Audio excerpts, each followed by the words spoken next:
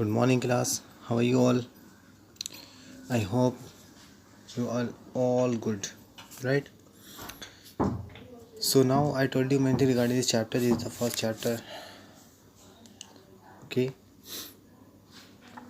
The main thing is that I told you about the Napoleon Bonaparte, and he made many changes in the administrative system and civil of code of conduct. You can say civil code.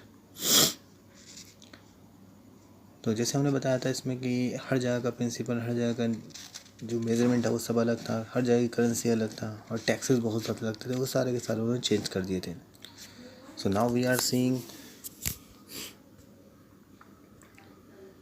such conditions were viewed as obstacle to economic exchange and growth by the new commercial classes who argue for the creation of a united economic territory allowing the unhindered movement of goods, people and capital.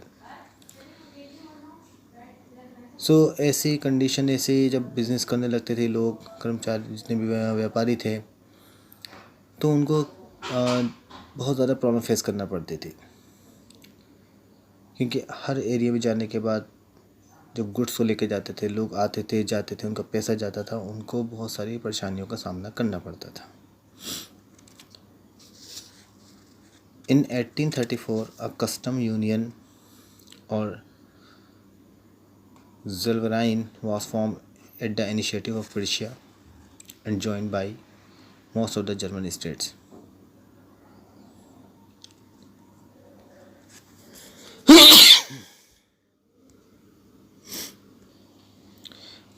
एक ज़ोल्वराइन बनाई गई. इसका मतलब था custom union, एक group बनाया गया, लेकिन स्टार्टिंग हुई प्रेशिया से.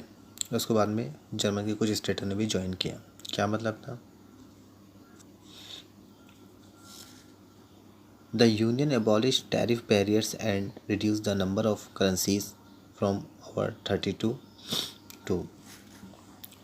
तो एक जो यूनियन बनी ज़ोल्वराइन, या हम कह सकते हैं कस्टम यूनियन, इसका बनने का मतलब था कि जितने भी टैरिफ थे उसको एबॉलिश किया गया. एबॉलिश का मतलब होता है फिनिश करना, ख़त्म करना. टैक्स को उन्होंने ख़त्म किया, कम किया. करेंसी को लगते थे या आने में जाने में 30 से लेकर 32 तक उन्होंने ख़त्म कर दिए. The creation of a network of a railway further stimulated mobility, harnessing economic interest to national unification. बस यहाँ से इन्होंने ये जो टैक्सेस वगैरह कम किए और फिर रेलवे का नेटवर्क फैलाया कि मटेरियल आसानी से आ सके और जा सके. इससे काफ़ी नेशन यूनिफिकेशन मतलब राष्ट्रीय एकीकरण हो गया. राइट, मतलब लोगों में एक एकता आने लगी. A wave of economic nationalism strengthen the wider nationalist sentiment growing at that time. इस तरीके से लोगों के अंदर एक लहर ऐसी आ गई, ताकत मिलना शुरू हो गई और वो लोग जो थे एक यूनिटी में बंधना शुरू हो गए. राइट, ये यू कैन सी यहाँ पर जो हमने देखा कि एक ज़ोल्वराइन, इसको याद कर लिएगा. ज़ोल्वराइन को क्या मतलब था? Custom union. ये एक ग्रुप था जिसमें जो टैरिफ था उसको ख़त्म कर दिया गया था. ज़ोल्वराइन समझ में आ गया? So now next thing is that, ये पेज नंबर अगेन 10 पर ही है. A new conservatism after 1815, right. अब ये कंजर्वेटिज्म क्या था? तो वहाँ पर भी नेशनल की feeling I.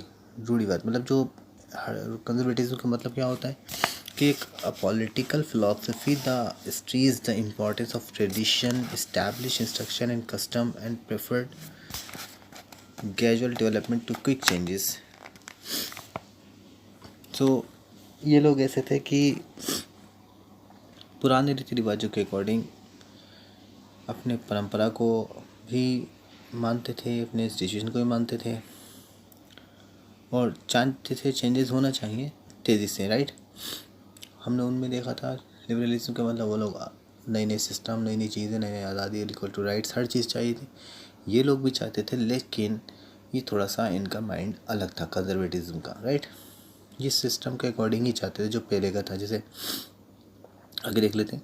Following the defeat of the Napoleon 1815, अब नेपोलियन को हरा दिया गया था 1815 के अंदर, ठीक है ना। European government were driven by the spirit of conservatism, जो गवर्नमेंट थी यूरोपियन गवर्नमेंट उसको फिर ख़त्म कर दिया गया कंजर्वेटिज्म के अकॉर्डिंग।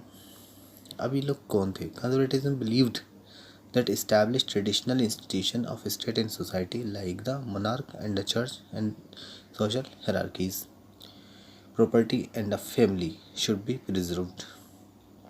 इनका वही मानना था कि उनका विश्वास था कि ठीक है सब कुछ होना चाहिए, चेंजेस होना चाहिए, लेकिन मोनार्क के गवर्नमेंट के अकॉर्डिंग, चर्च के अकॉर्डिंग। जो पहले वाला सिस्टम था ना कि मोनार्की चलेगी, चर्च के अकॉर्डिंग चलेंगे, सामाजिक में जो हायरार्की थी, ऊंच नीच थी, प्रॉपर्टी का, ये सब चीज़ें उसके अकॉर्डिंग चाहते, वो चाहते थे सब लोग इक्वल हो। लेकिन इनका थोड़ा सा मानना था कि सब लोग जो हो वो चले, सब कुछ चेंजेस आए, बदलाव आए, सब कुछ आए, लेकिन आए सब मोनार्की के अकॉर्डिंग, राइट। और जो वही चीज़ के रॉयल टाइप के लोग जो उनको बचाना चाहिए, उनको अलग अधिक से अधिक राइट मिलना चाहिए।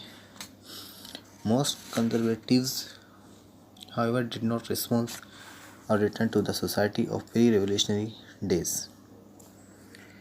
so इसमें कुछ ऐसे लोग भी थे कि वो ये नहीं चाहते थे, मोस्ट कंजर्वेटिव, मतलब उनको पर्पज़ नहीं था कि उस समाज में वही चीज़ दोबारा से आए। उसमें कुछ लोग ऐसे भी थे। so rather they realized from the changes initiated by the Napoleon, the modernization could in fact strengthen traditional institution like the monarchy। तो वो समझ गए थे कि जो नेपोलियन ने चेंजेस किए थे, मॉडर्नाइजेशन किया था, तो उसमें भी मोनार्की सिस्टम आ गया था, जिसमें अंडरलाइन किया था कि उसमें बात क्या होता है, मोनार्की सिस्टम में आए थे, चेंजेस किए, सब कुछ किया, लेकिन आज किस तरीके से? राजतंत्र के अकॉर्डिंग आए, राइट, मोनार्कियल सिस्टम के अकॉर्डिंग आए। It could make state power more effective and strong, तो उन्होंने पावर को और ज़्यादा स्ट्रॉन्ग कर दिया था नेपोलियन ने। Modern army and efficient bureaucracy, a dynamic economy, the evolution of feudalism and serfdom could strengthen the autocratic monarchies of Europe। फिर एक मॉडर्न इकोनॉमी बनना चाहिए, और जो नौकरशाही जिसको बोलते हैं ना, एफिशिएंट ब्यूरोक्रेसी, डायनामिक हो इकोनॉमी, और जो सिस्टम है टैक्स वगैरह का सिस्टम थे, वो सारी चीज़ें क्या होना चाहिए, वो सब फेडरलिज्म, ये सारे टैक्सेस वगैरह बिल्कुल ख़त्म हो जाना चाहिए, राइट। ये जो आपको देख रहा होंगे, ये एफिशिएंट ब्यूरोक्रेसी का मतलब होता है नौकरशाही, जो गुलाम वगैरह चलती थी, कि जैसे हमने बताया फेडरलिज्म में बड़े जो लैंड होल्डर्स होते थे, छोटे वाले फार्मर को ज़मीन देते थे, उनसे काम लेते थे, ये सब चीज़ें ख़त्म होना चाहिए, राइट।